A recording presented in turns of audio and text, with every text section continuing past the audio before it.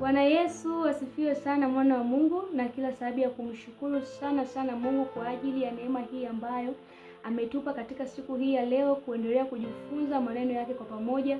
Lakini pia niendelee kukushukuru unaendelea kutufuatilia kupitia YouTube channel yetu ya Hekima Ministry. Mungu akubariki na azidi kukutunza zaidi. Na pia ninamshukuru Mungu kwa kuwa katika siku hii ya leo Mungu ametupa kichwa cha somo kinachosema jinsi ya kutunza kibali cha Mungu katika maisha yetu. Jinsi ya kutunza kibali cha Mungu katika maisha yetu. Bwana Yesu asifiwe sana. Hasa ni kweli kwamba mtu baada ya kuokoka na kumpokea Yesu Kristo kuwa kama Bwana na Mwokozi wa maisha yake, Mungu huwa anaachilia kibali juu ya huyo mwamini. Bwana Yesu asifiwe sana. Ambacho hicho kibali kinakupa kuheshimika na kupata nafasi ambazo ulikuwa mwanzoni huwezi ukazipata. Hasa jambo kubwa la kufahamu ni kwamba kibali hicho lazima kitunzwe. Bwana Yesu asifiwe. Kwamba kibali ambacho Mungu anakiachilia juu yako baada ya kumpokea na kumjua kama Bwana na Mwokozi wa maisha yako, kisipotunzwa uwe na hakika kwamba kina uwezo wa kuondoka. Unaweza ukajifunza kwa mtu mmoja katika Biblia, wapo wengi lakini natamani tumtumie kama mfano Sauli. Mfalme Sauli ni mwanzoni alipewa kibali cha kuwa mfalme, na baada ya kupewa kile kibali, lakini unaweza kuona kwamba kwa kutokuwa kwake mtii kwa yale maagizo ambayo Mungu alimpatia kupitia kinywa cha nabii Samuel, unaona ya kwamba Sauli akapoteza nafasi yake ile ambayo alikuwa amepewa ya kuwa mfalme. Bwana Yesu asifiwe sana. Kwa vyovyote vile kibali ambacho Mungu anakupa wewe katika maisha yako ni lazima kitunzwe, na kisipotunzwa kina uwezo wa kuondoka. Sasa tuangalie ni kwa jinsi gani ambavyo mtu anaweza akatunza kile kibali ambacho Mungu amempatia. Bwana Yesu asifiwe sana. Hasa njia ya kwanza ambayo mtu anaweza akatunza kibali ambacho Mungu amempatia ni katika njia ya maombi, ambayo tunajua kwamba maombi ni mawasiliano ya moja kwa moja baina ya mtu ambaye mwenye hicho kibali na Mungu mwenyewe. Bwana Yesu asifiwe sana. Asa unahitaji sana maombi, mwana wa Mungu, ili kuweza kutunza kile kibali ambacho Mungu amekupa. Hiyo nafasi ambayo Mungu amekupa, unahitaji sana kuomba, kuzungumza na Mungu ili Mungu aendelee kukupa maelekezo zaidi na zaidi ya namna gani na jinsi gani ambavyo unaweza kutembea katika hiyo nafasi ambayo amekupa. Ni namna gani ambavyo unaweza ukafanya, namna gani ambavyo unaweza ukatenda katika hiyo nafasi ambayo Mungu amekupatia. Mfano mzuri unaweza ukaona ni kwa Malkia Esther ambaye Mungu alimpa kibali na neema ya kuwa malkia kwa kipindi kile, lakini unaona kwamba kuna wakati kama ilifika Esther alijisahau na kile kibali ghafla kikawa kimeondoka, akawa kama mtu tena wa kawaida. Lakini ili Esther kuweza kurudisha tena ule mvuto na ile nafasi ya upendeleo ambayo kama imepewa na Mungu, ilibidi kwanza arudi tena katika maombi, na unaona kwamba baada ya kuomba kile kibali kwa Esther kikarudi tena. Kwa hii inatuonyesha ya kwamba maombi ni njia mojawapo muhimu sana ya kuweza kutunza kibali ambacho Mungu amekupatia katika maisha yako. Mungu amekupatia katika nafasi ulionayo. Mungu amekupatia katika kile unachokifanya. Mungu amekupatia katika ile huduma yako. Unahitaji sana maombi na unahitaji sana kuomba ili kuendelea kujenga uhusiano wako na Mungu na kuendelea kupokea maelekezo zaidi. Bwana Yesu asifiwe. Lakini pia njia nyingine ni kumtegemea Mungu. Haleluya.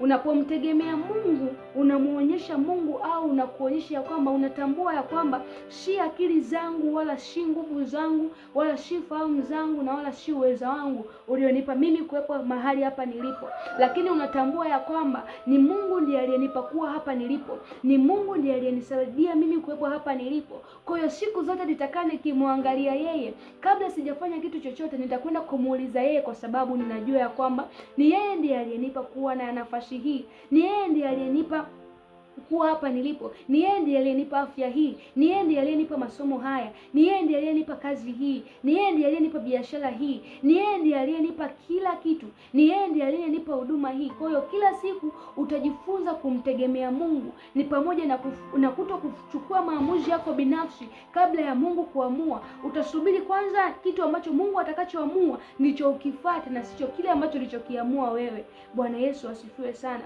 Kwa hiyo unapotaka kukilinda kibali ambacho Mungu amekupatia, ni lazima ujifunze kumtegemea Mungu katika kila hatua unayopiga.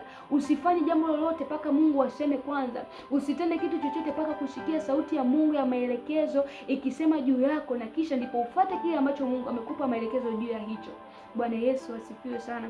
Lakini pia unapotaka jinsi ya kutunza kibali cha Mungu katika maisha yako, ni kwa njia ya kunyenyekea. Bwana Yesu asifiwe sana.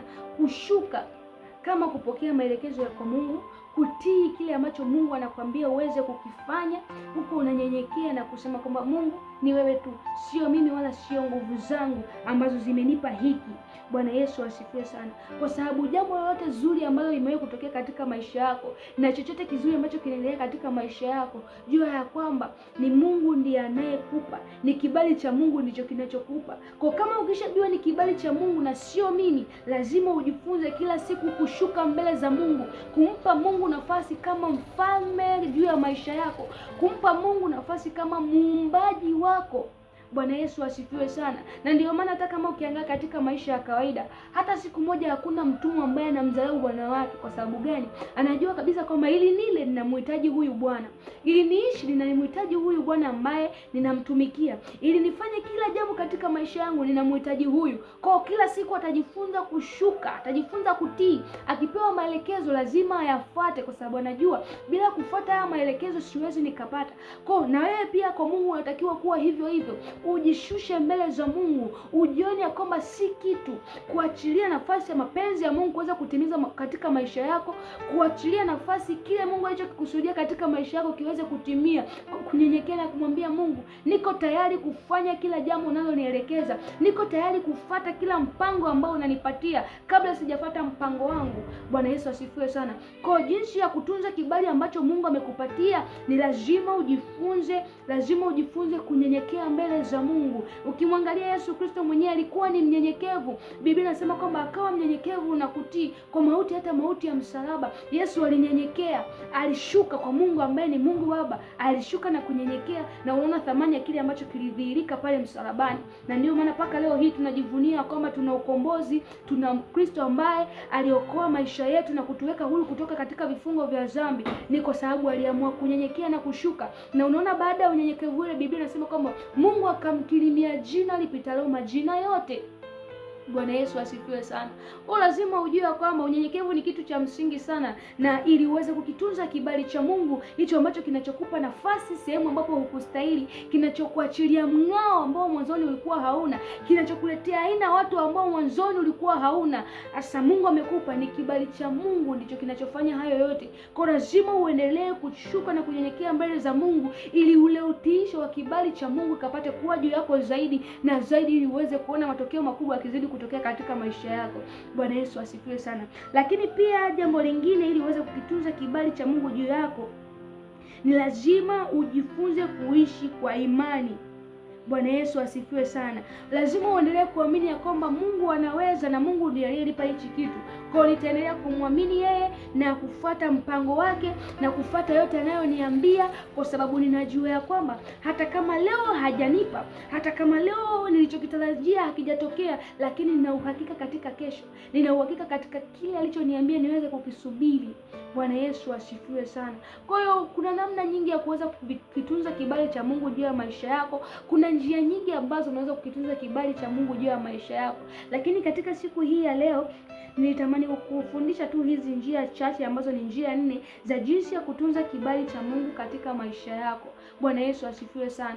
Kama kuna nafasi ambayo Mungu amekupa leo, kama kuna kitu ambacho Mungu amekupa kukifanya, kama kuna jambo ambalo Mungu amekupa kukaa katika hilo na linakupa wewe kuendelea kuthaminika, kuendelea kuonekana wa thamani, kuendelea kuheshimika, please mwana wa Mungu, fuata hizi njia ili ziweze kukusaidia. Lazima uwe muombaji ili uweze kukitunza hicho kibali cha Mungu. Mfano mzuri tumesema ni kama kwa Malkia Esther, ambayo hii tunaweza tukaipata katika kitabu cha Esther sura 8 na mstari wa 8.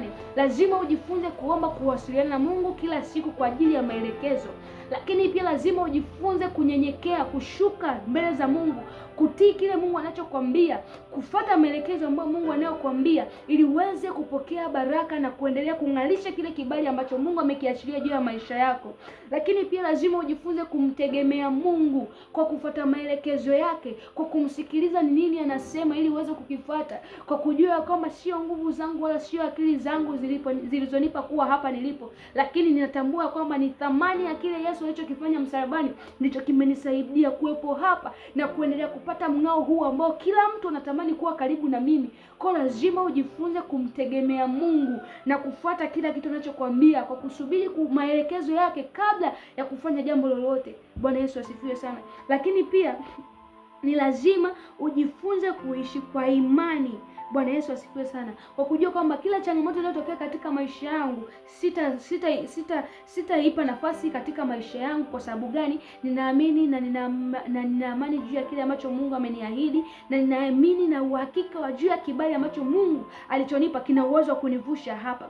Hata sasa, kwa sasa kama ninaonekana ya kwamba sina thamani, hata kama kwa sasa labda ninaonekana ya kwamba si mtu sana kati ya watu ambao wanaostahili, lakini naamini ya kwamba kibali cha Mungu kiko juu yangu. Ni wakati tu na majira sahihi ya Mungu ya udhihirisho atakapofika, kila mtu atatambua ya kwamba kipo kibali cha Mungu juu yangu. Kwa nikuombee na ninakuombea sana mwana wa Mungu, uendelee kukitunza kibali ambacho Mungu amekupa juu ya maisha yako, kwa sababu wasikie kibali kitakapoondoka maishani mwako, utaanza kujiona ukiwa mtu wa kawaida, na sio tu wewe kujiona ukiwa mtu wa kawaida, na watu wengine watakuona wewe wa kawaida. Kwa jitahidi sana kuwa mtii mbele za Mungu kwa kunyenyekea, kwa sababu unapoondosha kuwa mtii na ukaweka kiburi pale katikati, uwe na hakika kwamba hicho kibali kitaondoka. Kwa kitunze kibali cha Mungu kwa kukishinda kiburi, lakini pia kitunze kibali cha Mungu kwa kuishinda dhambi. Bwana Yesu asifiwe sana.